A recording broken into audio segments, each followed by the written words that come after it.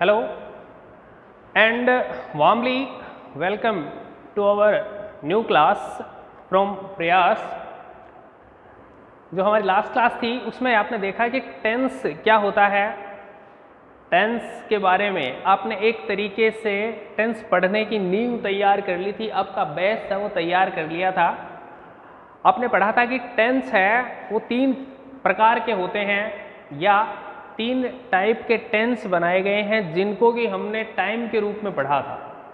यहाँ मैं ये बताना आपको ज़रूरी समझता हूँ और आपको भी इस चीज़ की जानकारी होना आवश्यक है कि ऑथेंटिकली यदि पूछा जाए कि टेंस कितने होते हैं तो टेंस ऑथेंटिकली 2 ही होते हैं, present tense and past tense.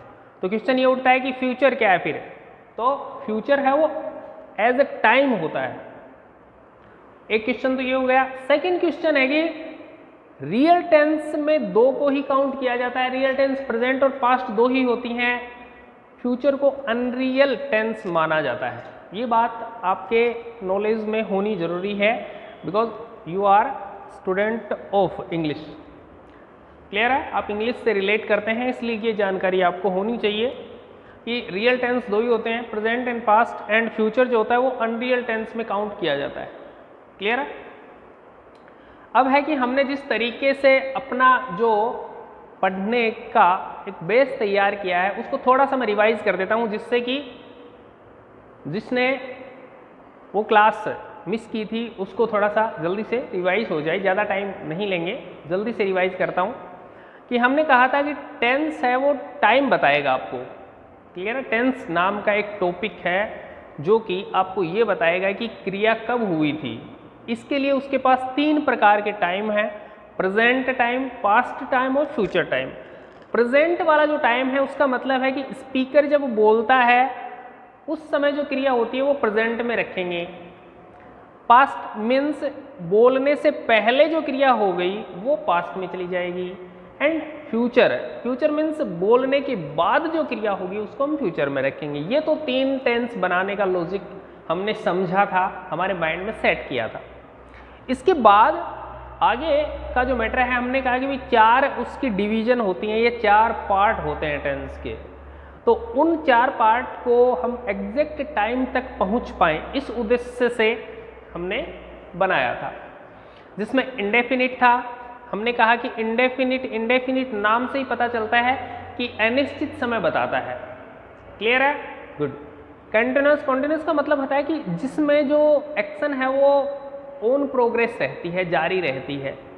Clear है? परफेक्ट मीन्स जिसमें जो आपकी एक्शन है वो कंप्लीट हो जाती है।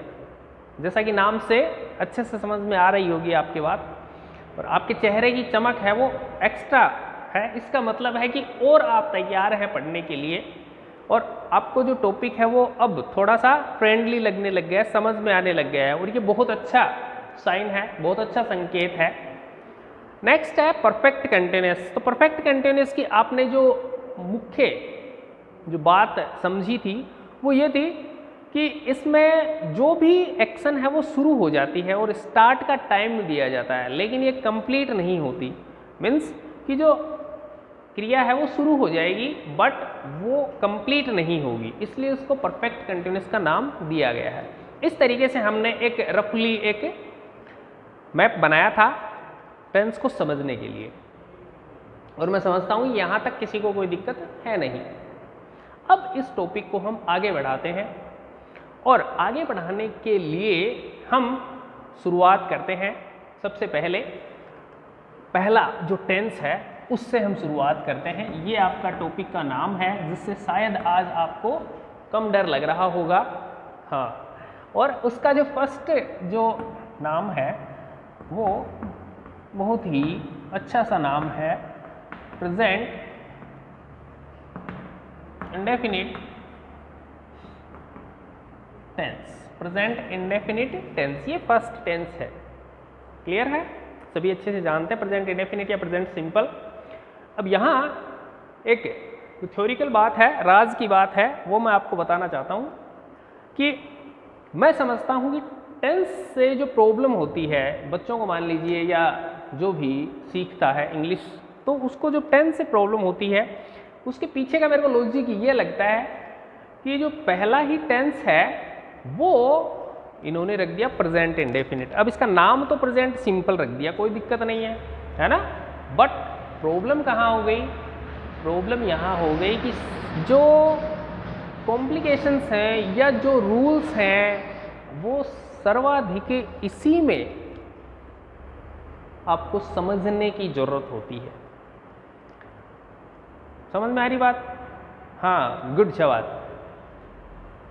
कहने का मतलब है कि थोड़ा सा जो ध्यान है या अटेंशन है वो इस टेंस में ज़्यादा रखनी पड़ती है, बिकॉज इसका जो रूल्स हैं वो एक्स्ट्रा रूल्स हैं और थोड़े से कॉम्प्लिकेटेड कह सकते हैं। आपके लेवल पर तो कॉम्प्लिकेटेड नहीं है, लेकिन जब हम स्टार्ट करते हैं उस समय ये कॉम्प्लिकेशंस होते हैं। तो ये समझिए कि जिस काम की शुरुआत ही थोड़ी सी हार्ड होती है या कठिन होती है, तो फिर वो जो काम है वो काम साइकोलॉजिकली क्या कहती है? साइकोलॉजी कहती है कि इजी टू हार्ड, है ना, कि सरल से कठिन की ओर। वो ये समझिए कि वो जो सिद्धांत है साइकोलॉजी का वो टेंस फॉलो नहीं करता, और इसीलिए क्या होता है, मेरे जैसे जो हैं बच्चे वो क्या करते हैं, यहीं इसको ड्रॉप कर देते हैं, बोले ये समझ में नहीं आएगा, है ना, क्योंकि बहुत हार्ड है। पहला ही जिसका ये पंगा है, पहले ही टेंस में इतना पंगा है, तो फिर वो आगे क्या समझ में आएगा, है ना। तो ये शायद इसका प्रॉब्लम रहा है कि मैं मानता हूं कि टेंस समझ में क्यों नहीं आते, क्योंकि पहला ही जो बंदा है वो इतना स्ट्रिक्ट है। हाँ, मान लो कि भाई आप कहीं एडमिशन लेने गए और पहली ही क्लास में गड़बड़ हो जाए, है ना, तो फिर आप क्या कहेंगे, नहीं नहीं यहाँ तो ठीक नहीं है। तो वही सिस्टम इसमें रहा होगा। लेकिन अच्छी बात यह है कि आज के बाद आपको ये इतना हार्ड नहीं लगेगा। आज के बाद आप चुटकियों में इसको सॉल्व करेंगे और बहुत ही इजीली सॉल्व करेंगे। अब है कि हम इसको जो पढ़ेंगे उसका जो मेथड है वो रहेगा राइट फॉर्म ऑफ वर्ब या करेक्ट फॉर्म ऑफ वर्ब। ये हम पहले से क्लियर कर चुके हैं। तो इसका जो पढ़ने का मेथड है उसी तरीके से हम इसको पढ़ते हुए चलेंगे। क्लियर है? देखिए, एक एक पॉइंट को नोट करते हुए चलिए। ये आप समझ गए होंगे कि आपको प्रेजेंट इंडेफिनिट पढ़ते समय ज़्यादा अटेंशन की या ज़्यादा ध्यान देने की आवश्यकता है। तो प्रेजेंट इंडेफिनिट है। प्रेजेंट इंडेफिनिट, कल आपने एक छोटी सी चीज़ सीख ली थी कि इंडेफिनिट है वो अनिश्चित समय बताता है। ये आप अच्छे से समझ गए, चाहे प्रेजेंट का हो, पास्ट का हो, फ्यूचर का हो, वो अनिश्चित समय बताएगा। क्लियर है? अब है कि प्रेजेंट इंडेफिनिट है वो स्पेशली क्या शो करता है। तो इजी वे में आपको एक पॉइंट माइंड में बैठाना है कि प्रेजेंट इंडेफिनिट है वो ऐसी क्रियाओं को आपके सामने प्रेजेंट करता है जो एक निश्चित अंतराल, समय के अंतराल के बाद रिपीट की जाती है। याद रह जाएगा इजीली कि ऐसी वर्ब हैं जो एक निश्चित समय के बाद रिपीट होती है। याद रह जाएगा इजीली, बहुत ही सरल सा है। यदि ये बात आपके माइंड में रह गई तो प्रेजेंट इंडेफिनिट कभी भी गलत नहीं होगा। सीधी सी बात है कि प्रेजेंट इंडेफिनिट हमें क्या करना पड़ता है, चूज करना पड़ता है कि कौन सा टेंस है हम इसमें यूज करें। तो प्रेजेंट इंडेफिनिट की मूल जड़ है, मूल मंत्र है, उसको पकड़ने का, उसको अपने कंट्रोल में करने का मंत्र मान लीजिए ये है कि प्रेजेंट इंडेफिनिट में ऐसी क्रियाएं आती हैं जो क्रियाएं कुछ समय के बाद दोबारा से रिपीट की जाएगी। जैसे आप कहते हो कि सूर्य उदय होता है ना, तो जो उदय होने की क्रिया है वो हर 24 आवर्स के बाद रिपीट होती है। वो अस्त होने में होता है। या आप कहते हैं कि हम स्कूल जाते हैं, वह पढ़ता है, बच्चे शाम को खेलते हैं। तो इनमें आप एक तरीके का अपना एक मंत्र बना सकते हैं कि प्रेजेंट इंडेफिनिट है वो ऐसी क्रियाओं को शामिल करता है जो क्रियाएं लगातार न होकर कुछ समय के बाद रिपीट होती हैं। समझ गए? गुड। अब आप मेरे को एक बात बताइए, बहुत ही इजी सी बात है। हाँ, जैसे ये 2 चुटिया वाली कह रही थी कल परसों कि सर इजी तो आप पूछते ही नहीं हो, आज बहुत इजी पूछ रहा हूँ कि मान लीजिए कोई भी काम है ना, वो अरे इजी है बिल्कुल, इतना मत सोच। हाँ, कि कोई भी काम है वो थोड़ी थोड़ी देर के बाद हम करते हैं या कोई भी करता है, तो उसको हम एक शब्द में क्या कह सकते हैं? जैसे कोई भी बंदा है वो थोड़े थोड़े टाइम के बाद में चाय पीता है या दूध पीता है या सिगरेट पीता है, गंदी चीज़ें नहीं पीनी चाहिए, तो आप ये मान लीजिए कि वो ऐसा करता है, तो हम उसको क्या बोल सकते हैं? Yes, habit. क्या बोल सकते हैं? हैबिट। क्लियर हो गई बात? तो हम इस चीज़ को कि भाई एक निश्चित समय के बाद का कोई भी क्रिया है वो रिपीट होती है, तो हम इसको क्या बोल सकते हैं? रे प्रेजेंट हैबिट। Present habit. तो कोई भी कार्य है वो प्रेजेंट की हैबिट हो, यानी आदत की तरह यदि वो व्यवहार कर रहा है, तो इसका मतलब वो प्रेजेंट इंडेफिनिट में जाएगी। याद रह जाएगा। 2 चीज़ें हिंदी में याद रखना है कि एक टाइम के बाद रिपीट होती है, इंग्लिश में याद रहता है, तो आप याद रखिए कि प्रेजेंट हैबिट। प्रेजेंट हैबिट, तो वो क्रिया किस में चली जाएगी? प्रेजेंट इंडेफिनिट में श्योर जाएगी। क्लियर? चलिए, ये तो हो गया इसका मूल मंत्र याद रखने का कि प्रेजेंट इंडेफिनिट कहाँ आता है, ये समझने का हो गया। इसके बाद में जो हमारा मेन मुद्दा है वो है एडवर्ब। ये जो है इसको सही करने का, इस कार्य को यानी करेक्ट फॉर्म ऑफ वर्ब या राइट फॉर्म ऑफ वर्ब को सही करने का जो की है, चाबी है, वो है एडवर्ब। ये एडवर्ब, इस एडवर्ब ही एकमात्र ऐसा साधन है जो आपको ये करेक्ट फॉर्म ऑफ वर्ब सही करवा सकता है। क्लियर है? तो हम इसको टेंस वाइज पढ़ेंगे कि कौन से टेंस की कौन सी एडवर्ब होती है। क्लियर? अब आप ये बताइए मेरे को इजी वे में, हाँ, कि इसकी एडवर्ब कैसी होनी चाहिए? मूल मंत्र पकड़ के रखो। हाँ, गुड। तो इसकी एडवर्ब भी ऐसी होगी जो कि आपको समय का गैप देते हुए रिपीटेशन का आपको एक्सप्रेशन देगी। ध्यान से सुनिए, इसकी एडवर्ब भी ऐसी होगी जो कि एक टाइम के बाद क्रिया के रिपीट होने का एक्सप्रेशन देती हो। समझ गए? एक वर्ड लिख देता हूं, समझ जाओगे सारे। बहुत ही समझदार बच्चे हैं और इंटेलिजेंट तो बहुत ही शानदार, हद है ना? चलिए, एक वर्ड लिखता हूं, बताइए मेरी वाली बात आपके माइंड में बैठी या नहीं बैठी? हमने क्या कहा कि ऐसी एडवर्ब्स होंगी जो कि काम के एक निश्चित अंतराल के बाद रिपीट होने का एक्सप्रेशन देती हूँ, भाव देती हूँ। डेली का मतलब क्या होता है? हर रोज, हमेशा, प्रतिदिन, यही होता है ना? तो इसका मतलब आफ्टर 24 आवर्स रिपीट होगा। हमेशा स्कूल जाता है, एवरीडे स्कूल जाता है, डेली स्कूल जाता है, इसका मतलब हर 24 आवर्स के बाद, 24 घंटे के बाद, एक दिन के बाद में वो काम रिपीट होता है। तो सारी की सारी एडवर्ब्स हैं वो इसी तरीके की होंगी। तो इससे आपको फायदा क्या होगा बेटा? रटने की जरूरत नहीं है। वर्ड देखिए, वर्ड में यदि इस प्रकार का भाव है तो फिर वो प्रेजेंट इंडेफिनिट की एडवर्ब है। क्लियर है? ये है सबसे अच्छा, कम टाइम लगने वाला और इजी समझ में आने वाला मेथड। दूसरा आपको पता ही है, जो आप आज तक करते आए हो, समझ में नहीं आई तो रटो। क्लियर है? लेकिन रटने की जरूरत नहीं पड़ेगी। देखिए, अब इसकी एडवर्ब है वो समझ में आ गया होगा। अब वर्ड वाइज में आपको इसकी सारी एडवर्ब बता देता हूं। डेली है, ऑलवेज है, everyday, seldom, often, never, rarely,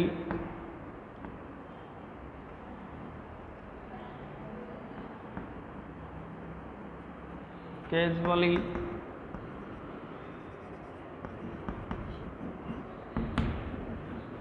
occasionally. इस प्रकार की जो एडवर्ब्स हैं इनको शामिल किया जाता है प्रेजेंट इंडेफिनिट में। आप देखेंगे कि जितनी भी एडवर्ब हैं वो यही शो करते हैं कि कुछ टाइम के बाद ना ये काम होता है, रिपीट होता है।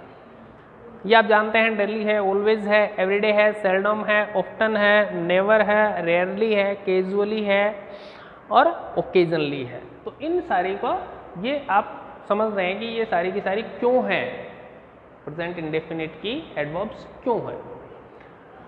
अब हमें हमारे पेपर के अनुसार, एग्जाम के अनुसार जो माइंड में रखना है वो बात दिमाग में बैठा लीजिए कि इनमें से ये जो वर्ड्स आपने लिखे हैं इनमें से यदि कोई भी वर्ड सेंटेंस में आता है तो हम सेंटेंस को प्रेजेंट इंडेफिनिट में कंप्लीट करेंगे। क्लियर है? बात समझ में आ रही है? इनमें से कोई भी वर्ड यदि सेंटेंस में है और हमें करेक्ट फॉर्म ऑफ वर्ब कहने के लिए इंस्ट्रक्ट किया गया है तो हम उसको किस में कंप्लीट करेंगे? प्रेजेंट इंडेफिनिट में कंप्लीट करेंगे। सिंपल। चलिए एक एग्जांपल लेके थोड़ा सा और आप अपने माइंड में इसको सीमेंटेड कर लो। जैसे आप कहते हो कि ही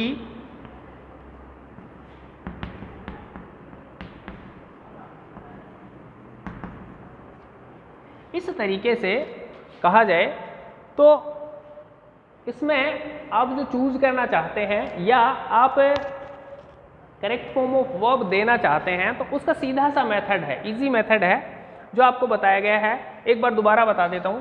देखिए एडवर्ब आपको बताएगी टेंस और टेंस है वो आपको बताएगा एचवी कौन सी लगानी है प्लस एमबी कौन सी लगानी है और इसी को क्या कहते हैं? Correct form of verb. ये इजी सा मेथड था तो इसी को हमको फॉलो करना है। अब हम बहुत ही सिंपल सा एग्जांपल है, देखिए कि ये जो है ये आपकी हो गई एडवर्ब, यानी फर्स्ट स्टेप कंप्लीट हो गया आपका, आपने एडवर्ब चूज कर ली।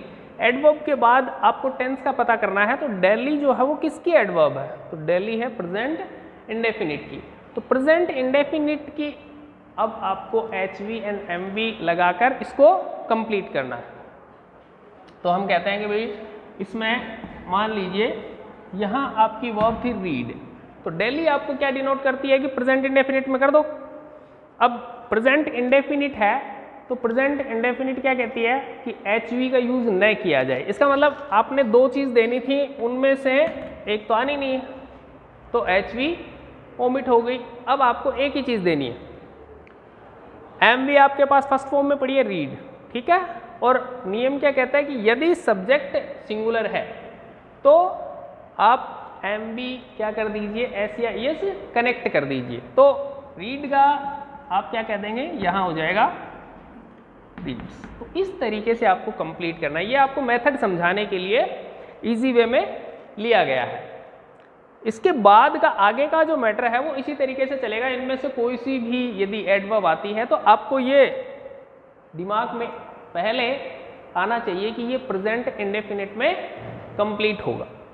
इसके बाद का जो स्पेशलाइजेशन होता है, स्पेशलाइजेशन का मतलब होता है कुछ अलग सी जो होता है वो आपको नोट करने हैं। यहां तक कोई दिक्कत नहीं है शायद? ये इस तरीके से आपको एग्जाम में देखना है कि सबसे पहले एडवर्ब चेक करेंगे या सर्च करने की कोशिश करेंगे कि एडवर्ब कौन सी ले रही है। एडवर्ब आपको बताएगी टेंस कौन सा ले रहा है और टेंस आपको बता देगी HV कौन सी लेनी है और MV कौन सी लेनी है, जो आपने अभी अभी करके देखा है। और एक अच्छी बात बता देता हूँ आपको कि इसका जो भी टॉपिक है, हर टॉपिक का एक टेस्ट आपको दिया जाएगा, जो कि जो ही टॉपिक खत्म होगा उसके अगले दिन डिस्क्रिप्शन में चैनल पर आपको एक टॉपिक का टेस्ट मिलेगा और वो टेस्ट आपको इजीली करना है। तो उसमें जब आप करेंगे तो आपको दो फायदे होंगे। एक तो आपका कॉन्फिडेंस बढ़ेगा क्योंकि आप इजीली कर लेंगे, क्योंकि इंटेलिजेंट तो हो ही आप। और दूसरा है कि जो प्रॉब्लम आए तो वो आप वहाँ से होकर करिए और पूछिए फिर, ठीक है। तो इस तरीके से हम इसको करते हुए चलेंगे। अब इसके बाद में जो जिनको मैं थोड़ा सा ज़्यादा इम्पोर्टेंस देता हूँ वो एडवर्ब कौन सी हैं, देखिए इन्हीं में से निकली हुई है कि जब एवरी या ईच एक वर्ड आपने पढ़ा होगा, इसके प्लस में कोई भी टाइम लगा दिया जाए, एवरी या ईच के साथ में कोई भी टाइम लगा दिया जाए तो वो एडवर्ब बन जाती है प्रेजेंट इंडेफिनिट की। जैसे कहा जाए, एक एग्जांपल लेते हैं, एवरी मंथ, एवरी मंथ कोई भी लगा दीजिए, every month, every week, every year, every night, कुछ भी लगा दीजिए, तो ये किसकी एडवर्ब बन जाएगी, प्रेजेंट इंडेफिनिट की। या ईच लगा दीजिए, जैसे ईच टाइम या ईच वीक, कुछ भी लगा दो आप, इसके साथ जो ही टाइम जोड़ोगे तो वो किसकी बन जाएगी, प्रेजेंट इंडेफिनिट की एडवर्ब बन जाएगी, एवरी या ईच से कनेक्ट होते ही। इसके बाद जैसे यदि कहा जाए मंडे, ठीक है, ये नॉर्मल है, लेकिन यदि इसमें जोड़ दिया जाए मंडेज, ठीक है, या कह दिया जाए संडेज, ये है ऑन मंडेज, ऑन संडेज, तो इस प्रकार की जो एडवर्ब है वो किस में कनेक्ट करनी पड़ेंगी आपको, प्रेजेंट इंडेफिनिट में कनेक्ट करनी पड़ेंगी। तो एक तो ये चीज़ नहीं हो गई और एक ये चीज़ नहीं हो गई, तो इनको अपने नॉलेज में ऐड कर लीजिए। तो ये जो चीज़ें हैं वो किस में शो होंगी, हमेशा प्रेजेंट इंडेफिनिट में। या कहा जाए मॉर्निंग्स या इवनिंग्स, तो ये जो चीज़ें हैं वो किस में, प्रेजेंट इंडेफिनिट में काउंट होंगी। समझ रहे होंगे आप, देखा पहली बार होगा लेकिन आप समझ जाएंगे इजी वे में कि एवरी मॉर्निंग, या कहा जाए कि ऑन मंडेज यानी हर मंडे की बात कर रहा है, तो इनको आप सभी को किस में कनेक्ट करेंगे, प्रेजेंट इंडेफिनिट में। तो एडवर्ब का जो आपको देखना है सिंपली, तो ये सारी एडवर्ब हैं, तो ये सारी की सारी आपको प्रेजेंट इंडेफिनिट देती हैं, प्लस ये जो हैं इन पे कुछ स्पेशल ध्यान रखना है ताकि कोई किसी प्रकार की आपको एग्जाम देते टाइम कंफ्यूजन ना हो। इन एडवर्ब से आपको पता चलेगा कि प्रेजेंट इंडेफिनिट कंप्लीट करनी है। यहाँ तक कोई प्रॉब्लम नहीं है, तो आगे बढ़ते हैं। हाँ, फास्ट तो नहीं चल रहा ना, है ना, अरे ज़्यादा फास्ट तो नहीं है ना। तो इसके बाद में बात हुई एडवर्ब की, ठीक है, तो इसका मतलब टेंस खत्म है ना। हाँ, टेंस खत्म नहीं है, इसको प्रेजेंट इंडेफिनिट इसीलिए कहते हैं कि इतना ये डेफिनेट नहीं है। तो अभी एक ही चैप्टर खत्म हुआ है एडवर्ब का, ठीक है। दूसरा जो चैप्टर होता है उसको, जिसको हम कह सकते हैं कि प्रेजेंट इंडेफिनिट है, वो कुछ स्पेशल यूज रखता है। स्पेशल यूज का मतलब होता है एडवर्ब के अलावा भी आपके पास कुछ हिंट्स होती हैं, हिंट्स यानी कुछ क्लू होते हैं, जो क्लू आपको शो करते हैं कि ये प्रेजेंट इंडेफिनिट में जाएगा। क्लियर है। ग्रामर में हम कह सकते हैं स्पेशल यूज, ग्रामर है वो क्या कह सकती है, स्पेशल यूज, ठीक है।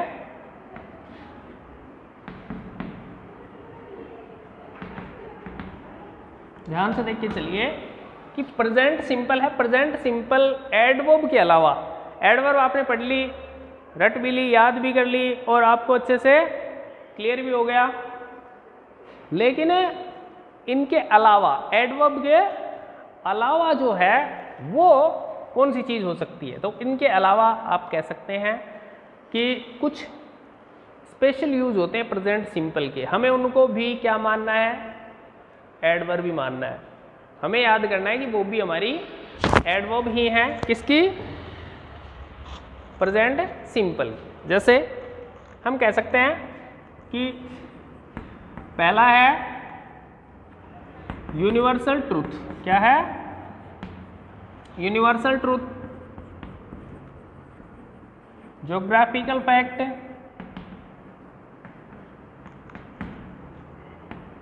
सोशल फैक्ट,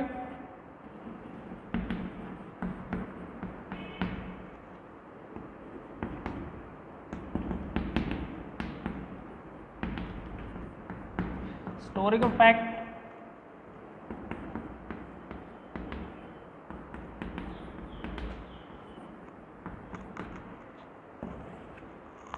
इनको आप एक कंटिन्यूटी में याद रखिए।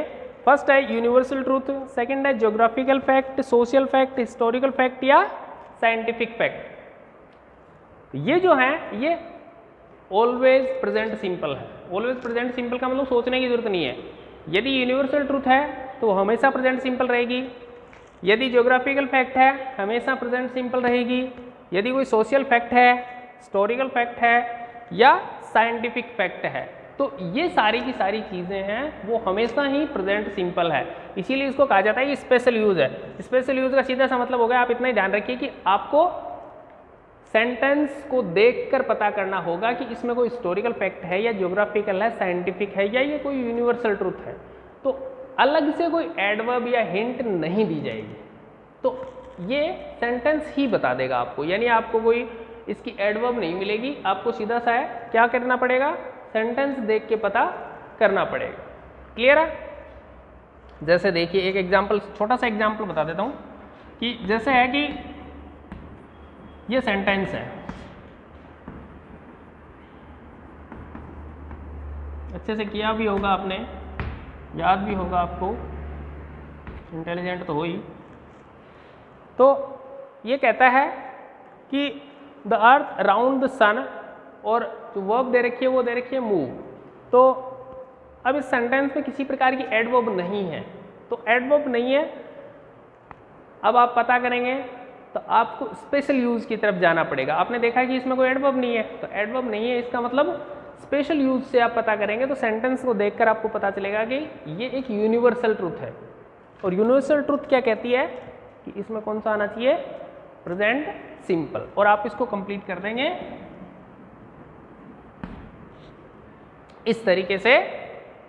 ये जो यूजेस हैं वो बिना एडवर्ब के आपको पता होना चाहिए कि ये किस में जाएंगे, प्रेजेंट सिंपल में जाएंगे। इनके अलावा जो जो स्पेशल यूजेस हैं उनको आप नोट कर दीजिए। ये तो आपको पता चल गया कैसे करना है, एडवर्ब नहीं मिलेगी पहली बात, दूसरी बात सेंटेंस को देखकर उसका सेंस निकालना है और उससे पता करना है कि इसमें कोई स्पेशल यूज है या नहीं है। हाँ, चिंता मत करो आप, ये सारे जो फैक्ट्स हैं ये इनकी जो एग्जाम्पल्स हैं वो एग्जाम्पल है वो आपको जब इनका एक्सरसाइज या टेस्ट जो दिया जाएगा आपको चैनल के ऊपर, तो उसमें इन सभी के एग्जाम्पल हैं वो शामिल होंगे और इन्हीं सभी के एग्जाम्पल के साथ आपको टेस्ट देना है। तो दोनों काम हो जाएंगे, आप अपने आप को टेस्ट भी कर पाओगे और आपके पास इजीली अच्छे जो एग्ज़ाम के लेवल के एग्जाम्पल्स हैं वो भी पहुंच जाएंगे। तो ये चिंता मत करो कि सर इसका जो एग्जाम्पल है वो नहीं दिया, एग्जाम्पल आपके सामने पहुंचते रहेंगे इजी वे में। तो इसके बाद जो चीज़ें आपको नोट करनी है वो क्या है, देखते जाइए कि एक होता है इडियम्स एंड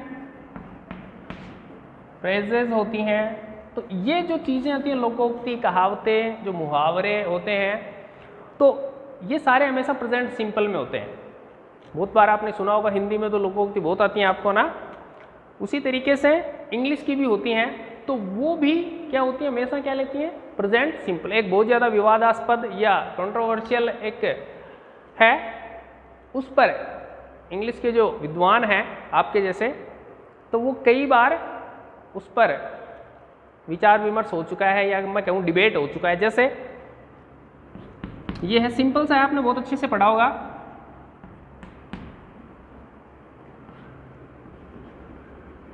ये है ना, इस पर अच्छे से डिबेट हुई थी। और अब ये कहता है कि कुछ जो विद्वान हैं वो तो ये कहते हैं कि इसमें मैक आना चाहिए, है ना, और कुछ विद्वान कहते हैं कि इसमें मैक्स आना चाहिए। समझ रहे हो क्या? हाँ, विवाद इस पे नहीं है कि प्रेजेंट सिंपल आएगा पास्ट सिंपल आएगा, है तो प्रेजेंट सिंपल, ये तो कंफर्म है क्योंकि ये क्या है, एक मुहावरा है इंग्लिश का, तो इसमें आएगा तो प्रेजेंट सिंपल है। लेकिन विवाद इस बात पे था कि मैक आएगा या मैक्स आएगा। तो यहाँ 2 and 2 इसमें ये जो है सब्जेक्ट जो वर्ब एग्रीमेंट होती है उसके अकॉर्डिंग एंड से कनेक्ट होने के बाद में आपकी जो सब्जेक्ट है वो क्या मानी जाती है, प्लूरल मानी जाती है। तो प्लूरल मानने के बाद में आप कहेंगे कि ये क्या हो जाएगा, और इसको लास्ट में सही माना गया, ग्रामेटिकली ज़्यादा पावरफुल है, ज़्यादा इसके पास प्रूफ है, तो इसलिए मेक है वो आज मॉडर्न इंग्लिश है वो सही मानती है। और इसी तरीके से इसके एग्जाम्पल के रूप में आपको ये इसीलिए लिया गया ताकि आप कंफ्यूज ना रहें, क्योंकि जो कुछ जो गाइड वगैरह हैं अनऑथेंटिक उनमें मैक्स भी दिया रहता है, कहीं में मैक दिया रहता है, तो आपको कंफ्यूज नहीं होना, आपको मैक ही रखना है, क्योंकि मॉडर्न इंग्लिश ने काफ़ी डिबेट के बाद, डिस्कशन के बाद इसमें मैक को एक्सेप्ट किया है। इसके बाद जो अगला होता है वो होता है, मैच वगैरह देखते होंगे आप, हाँ, तो मैच के चलते खेलते टाइम जो बकवास चलती रहती है ना रे, लड़कियों को बकवास लगती है, हाँ, तो वो जो बकवास होती है उसको इंग्लिश में कहते हैं कमेंट्री। क्या कहते हैं, कमेंट्री, या हिंदी में कहते हैं आंखों देखा हाल है। तो वो जो होता है वो हमेशा प्रेजेंट सिंपल में होती है। किसमें होती है, प्रेजेंट सिंपल। और एक जो चीज़ होती है न्यूज़ हेडलाइंस, हाँ, इंग्लिश के स्टूडेंट हो, इंग्लिश के न्यूज़पेपर पढ़े होंगे आपने, तो वो जो हेडलाइंस होती हैं वो हेडलाइंस हमेशा किस में रहती हैं, प्रेजेंट सिंपल में रहती हैं। अब आप कहेंगे कि एग्ज़ाम के नज़रिए से, तो एग्ज़ाम के नज़रिए से क्लियर है कि ये है, एग्ज़ाम्स में पूछा जा सकता है, लेकिन इसको और इसको एग्ज़ाम के नज़रिए से क्वेश्चन पुटअप नहीं किया जा सकता इसका, ठीक है। लेकिन आपके नॉलेज में होना चाहिए कि न्यूज़ हेडलाइन और लाइव कमेंट्री जो होती है वो हमेशा ही प्रेजेंट सिंपल में होती है। इसके अलावा इम्पोर्टेंट वाली जो चीज़ है वो देखिए कि वीआईपी शेड्यूल जो होता है, शेड्यूल तो आप जानते ही हैं, जो वीआईपीज होते हैं जैसे पीएम है या सीएम है या प्रेसिडेंट है, तो ये जो हैं इनका जो भविष्य का जो कार्यक्रम होता है, फ्यूचर का जो पहले से प्लान्ड जो कार्यक्रम होता है उसको आप फ्यूचर में शो न करके प्रेजेंट में शो करते हैं। तो ये इम्पोर्टेंट है, इस पर थोड़ा सा ध्यान दीजिएगा कि वीआईपी शेड्यूल जो होता है पहले से निश्चित जो कार्यक्रम होते हैं फ्यूचर के, उनको लिखते टाइम उनको प्रेजेंट में, प्रेजेंट इंडेफिनिट टेंस में शो किया जाता। तो ये आपके लिए इम्पोर्टेंट है। और एक नई जो चीज़ है जिसको कहते हैं हिस्टोरिकल प्रेजेंट, क्या कहते हैं, हिस्टोरिकल प्रेजेंट, ये नया फंडा है हिस्टोरिकल प्रेजेंट।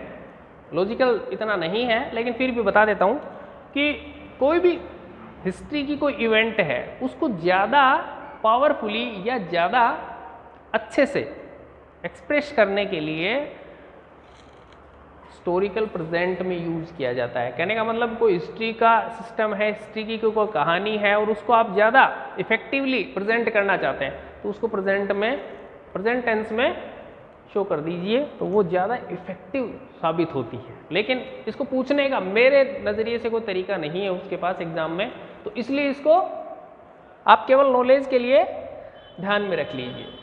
तो ये जो चीज़ें हैं इन सभी का आप स्पेशल यूज़ के नज़रिए से इन सभी को आप नोट कर लें और इन सभी को अच्छे से तैयार कर लें। ध्यान में इतना ही रखना है कि एक तो एडवर्ब और एक स्पेशल यूज़, इन दोनों का एक साथ काउंट कर लें, नोट कर लें, ध्यान कर लें। और एक ध्यान में रखें कि ये सभी के सभी किस में जाएंगे, प्रेजेंट सिंपल में जाएंगे। और प्रेजेंट सिंपल का आपको अच्छे से टेस्ट है वो प्रोवाइड करवाया जाएगा और उस टेस्ट के माध्यम से आप अपने आप को परख सकते हैं। प्लस आपके पास बहुत ही एग्ज़ाम के नज़रिए से जो एग्ज़ाम में आए भी हैं ऐसे आपको एग्जाम्पल्स हैं वो बहुत जल्दी उपलब्ध करवा दिए। तो आपको मिल गया एडवर्ब है, एडवर्ब मिल गई, एडवर्ब से आपको पता चल गया कि इसमें प्रेजेंट सिंपल टेंस में आपको इस सेंटेंस को कंप्लीट करना है। तो इसके बाद आप देखेंगे कि प्रेजेंट सिंपल है, प्रेजेंट सिंपल की फर्स्ट जो चीज़ है वो आपको नोट करनी है हेल्पिंग वर्ब, हाँ, एक अच्छी सी न्यूज़ आपको दे देता हूँ कि हेल्पिंग वर्ब और मैन वर्ब का कंप्लीट टेंस का यानी सभी टेंसेस का जो चार्ट है वो आपको डिस्क्रिप्शन में उपलब्ध करवा दिया जाएगा, और हो सकता है यदि टाइम रहा तो उस पर एक क्लास भी बनाकर आपको उपलब्ध करवाई जाएगी, जिसमें कि कंप्लीट चार्ट होगा सभी टेंसेस की हेल्पिंग वर्ब और सभी टेंसेस की मैन वर्ब। तो वो वहाँ से आप सहायता ले सकते हैं, और यदि टाइम रहा तो आपको अच्छे से क्लास उस पर एक वीडियो बना दिया जाएगा जो कि आपको उपलब्ध करवा दिया जाएगा बहुत जल्दी ही। तो उसकी आप टेंशन ना लें, उसमें आप 10 मिनट में आप सीख जाएंगे कि हेल्पिंग वर्ब कौन सी किस तरीके से यूज़ की जाती है और किस टेंस की कौन सी हेल्पिंग वर्ब होती है। तो उसका टेंशन नहीं लेना कि सर ने बताई नहीं कि हेल्पिंग वर्ब कौन सी है और सर यहाँ बताने लग गए। तो बहुत जल्दी आपको एक क्लास में, आपको शायद इसी क्लास के बाद में वो मिल जाएगा वीडियो। तो इसके HV जो है, HV में थोड़ा सा ध्यान रखना है आपको कि जो पॉजिटिव सेंटेंस होता है, पॉजिटिव सेंटेंस जो होता है, पॉजिटिव सेंटेंस में HV का यूज नहीं किया जाता। सिंपल बात, सिंपल और सिंपल करूं, चलो कोई नहीं। कई बार ऐसा लगता है जैसे बच्चे हो तुम, हाँ, और कई बार लगता है कि बहुत ही समझदार हो तुम। अब तुम साइकोलॉजिकली हो कहाँ, बीच में हाँ चलिए कोई नहीं, लेकिन मेरे लिए तो तुम बच्चे ही हो, तो बच्चों की तरह ही समझा के चलता हूँ। देखिए कि पॉजिटिव सेंटेंस होते हैं, उन पॉजिटिव सेंटेंस में प्रेजेंट सिंपल हेल्पिंग वर्ब का यूज नहीं करती है। क्लियर है? मीन्स हमने अच्छे से जो पीछे की क्लासेस हैं उनमें अच्छे से किया था कि subject plus HV plus MV plus object, ये 4 मेन एलिमेंट होते हैं। तो इसका मतलब प्रेजेंट सिंपल एक को ना पसंद करती है। तो अब स्ट्रक्चर बच गया subject plus manner plus object, present simple positive sentence. अब चक्कर ये पॉजिटिव सेंटेंस आपको आता है, लेकिन फिर भी मैं बता देता हूँ। हाँ, कल परसों की क्लास में एक बच्चा कह रहा था कि सर आप तो बिल्कुल ऐसे पढ़ाते हो जैसे हमें कुछ नहीं आता। अरे आपको सब कुछ आता है बेटा, मैं मानता हूँ कि मोस्ट इंटेलिजेंट क्लास मिली है मेरे को, लेकिन बात यह है कि मतलब मैं अपने लिए पढ़ाता हूँ। ये मान लो कि मेरे जैसे जो बच्चे हैं जो कि फर्स्ट अटेम्प्ट है उनका, तो उनके लिए पढ़ाता हूँ ताकि उनमें कुछ कॉन्फिडेंस आए। यदि उनको पता है तब तो उनको कॉन्फिडेंस मिलेगा, और नहीं पता है तो उनको नॉलेज मिलेगा, नुकसान तो है नहीं। क्लियर है? और जिसको पता है उसको कंफर्म हो जाएगा, नुकसान किसी का नहीं है। इसलिए बिल्कुल जो 0 लेवल है वहाँ से लिया जाता है। तो पॉजिटिव, अब चक्कर ये है कि पॉजिटिव सेंटेंस तो सीधा सिंपल सा याद रखिए, जिस सेंटेंस में नोट लगाया गया है HV प्लस नोट, वो निगेटिव है। जिस सेंटेंस में HV सब्जेक्ट से पहले यूज की गई है उसको मान लीजिए कि ये इंटेरोगेटिव है या WH वर्ड, तो इंटेरोगेटिव है। प्रश्न पूछ रहा है, इंटेरोगेटिव है। नोट लगा रहा है, निगेटिव है। दोनों ही नहीं है, पॉजिटिव है। सिंपल। हाँ शाबाश, वो राजू भाई सही कह रहा है कि इस तरीके सूत्रों पे चलिए। हाँ, तो सारे सूत्र हैं। अब हर चीज़ आपको इजी करके देने की प्रॉमिस मैंने कर रखी है पहले से ही, तो इजी मैं करके दूंगा, मेहनत आप करिए। तो याद रह जाएगा, नोट नहीं है प्लस प्रश्न नहीं कर रहा तो पॉजिटिव मान लीजिए, और पॉजिटिव सेंटेंस है तो HV नहीं आएगी। प्रेजेंट सिंपल है, पॉजिटिव सेंटेंस है तो HV नहीं आएगी। क्लियर है? अब बच गए निगेटिव एंड इंटेरोगेटिव। तो निगेटिव और इंटेरोगेटिव है तो HV आएगी, तो HV आएगी। क्लियर है? देखिए कौन सी आएगी ये बात है। तो डू एंड डज अच्छे से सुन रखी होगी आपने, डू एंड डज। तो डू जब आएगी तो वो प्लूरल लेगी, और डज है वो सिंगुलर, यानी सिंगुलर सब्जेक्ट के साथ डज लगा दीजिए और प्लूरल के साथ डू लगा दीजिए। क्लियर है? एक लाइन और बताओ, ठीक है? क्या देखो ध्यान से, प्रेजेंट सिंपल पॉजिटिव सेंटेंस में HV नहीं लगानी, निगेटिव इंट्रोगेटिव में लगानी है। पॉजिटिव नहीं लगानी, निगेटिव इंट्रोगेटिव लगानी है डू डज लगानी है, प्लूरल के साथ डू, सिंगुलर के साथ डज। गुड, अरे वाह, शानदार, शाबाश, बच्चे को याद है भाई। देखो ऐसे ही सबको याद होना चाहिए कि नाम लेते, सिंगुलर का नाम लेते बोल दिया उसने, he see it this that name, I we you they these those names, है ना, क्लियर, गुड गुड, शाबाश। तो ये आप कर लेंगे आराम से, ठीक है। फिर देखिए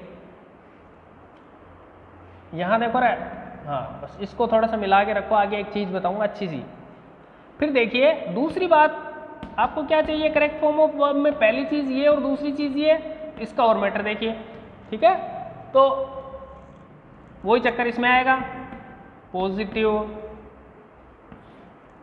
निगेटिव, इंटरोगेटिव। अब इसका कॉन्ट्रास्ट करके पढ़ते हैं। कॉन्ट्रास्ट का मतलब होता है कि दो चीज़ों को मिलाकर आप देखेंगे, आकर्षण विकर्षण जैसे भी, हमें मकसद है याद रखना, है ना, मकसद क्या है, याद रखना। तो उस तरीके से देखो, अच्छे से बताता हूँ, ध्यान से देखिए। पॉजिटिव नहीं ले रही ना रहे, हेल्पिंग नहीं ले रही। अब पीछे की जो क्लासेस हैं उसमें आपने एक चीज़ सीखी थी कि सब्जेक्ट है, परेशान किसको करता रहे, पड़ोसी को करता ना, गुड, शाबाश, नाइस। पड़ोसी अब एच वी है नहीं, आप ही तो बोल रहे हो एच वी नहीं है, तो अब इसके पड़ोस में कौन आ जाएगी, एम वी, तो किसको इफेक्ट करेगा, अरे गुड, नाइस, गुड बेटा। देखिए ये है आपके बेस बनने का फायदा। यदि आपने पीछे की क्लासेस ध्यान से पढ़ी हैं और उनको अच्छे से स्टडी करके और याद किया है, तैयार किया है, तो यहाँ फ़ायदा होता है।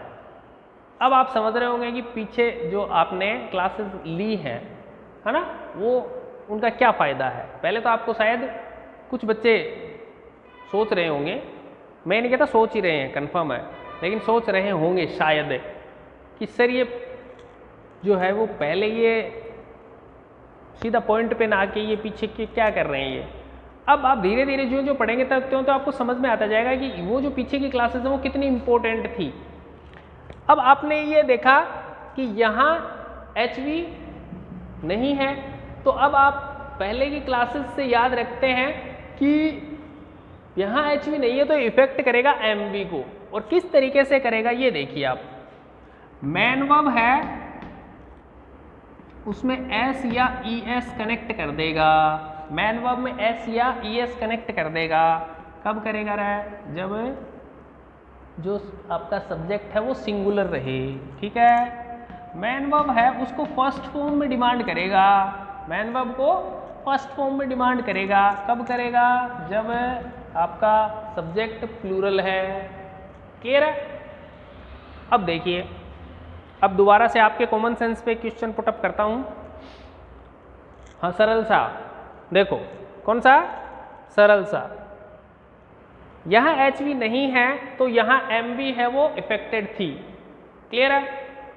अब बताओ यहां एच वी है, डू डज, तो एम वी कैसी आनी चाहिए, एम वी कैसी आनी चाहिए बताइए, गुड, शाबाश।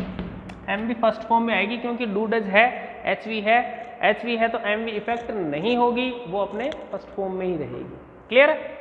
थोड़ा सा कॉम्प्लिकेशन है, पॉजिटिव निगेटिव इंट्रोगेटिव ये चेंज होती रहती हैं, इसीलिए इस टेंस में आपको कहा गया था कि ज़्यादा अटेंशन की या ज़्यादा ध्यान देने की ज़रूरत है। एक बार थोड़ा सा रिवाइज करवा देता हूँ। देखिए पॉजिटिव में यहाँ एच वी नहीं है, इसीलिए पॉजिटिव की एम वी इफेक्टेड है।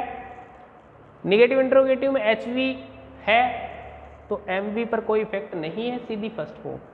अब बात रहती है, कंफ्यूज रहता है याद रखने का, तो उसके लिए देखो ध्यान से कि 3 शर्त यदि कंप्लीट करता है कि प्रेजेंट सिंपल टेंस होना चाहिए, पॉजिटिव का वाक्य होना चाहिए, प्रेजेंट सिंपल टेंस होना चाहिए, पॉजिटिव का वाक्य होना चाहिए, प्लस कर्ता सिंगुलर होना चाहिए। प्रेजेंट सिंपल पॉजिटिव वाक्य कर्ता सिंगुलर, तो एस या एस आती है। तो मैन वर्ब में क्या कनेक्ट होती है, एस या ई एस कनेक्ट होती है, अदरवाइज फर्स्ट फॉर्म है, अदरवाइज फर्स्ट फॉर्म। ये याद रखने का तरीका है, आप अपने हिसाब से इसको सेटल कर लीजिए। मैंने जितनी चीज़ें थी वो सभी आपको बता दी हैं, तो मैंने अपना तरीका बता दिया याद रखने का आपको, आप अपने तरीके से इसको दिमाग में बैठा लीजिए कि इस तरीके से हम इसको याद रखेंगे। नियम इस तरीके का, ठीक है। अब है इसका एक नोट याद रखिए कि डू डज डिड, एक और एक्स्ट्रा, चलिए डू डज डिड के साथ मैन वर्ब हमेशा फर्स्ट फॉर्म में आएगी। देखिए ध्यान से, डू डज आ गई तो मैन वर्ब किस में आई, फर्स्ट फॉर्म में। सेंटेंस में यदि डू आ गई, डज आ गई या डिड आ गई, तीनों में से कौन सी भी आ गई तो फिर मैन वर्ब हमेशा किस फॉर्म में आएगी, फर्स्ट फॉर्म में यूज की जाएगी। ये हमेशा करेक्शन में भी याद रहेगा, आगे किसी भी एग्जाम में यदि आप करेक्शन एरर ढूंढते हैं तो उसमें भी आपको सपोर्ट करेगी, और यहाँ भी आपको देखने में इजी रहेगा, कोई दिक्कत नहीं होगी, कन्फ्यूजन नहीं होगा। तो इस तरीके से आपको इसको यूज करना है। अब बची जो बात है वो है एग्जाम्पल की, तो एग्जाम्पल है वो आपको अलग से एक क्लास ली जाएगी और आपको उसमें जो पूरा का पूरा आपको स्लाइड है वो दी जाएगा, और जिसमें कि टेस्ट के माध्यम से एग्जाम्पल और टेस्ट दोनों सिमिलर होंगे। Thank you.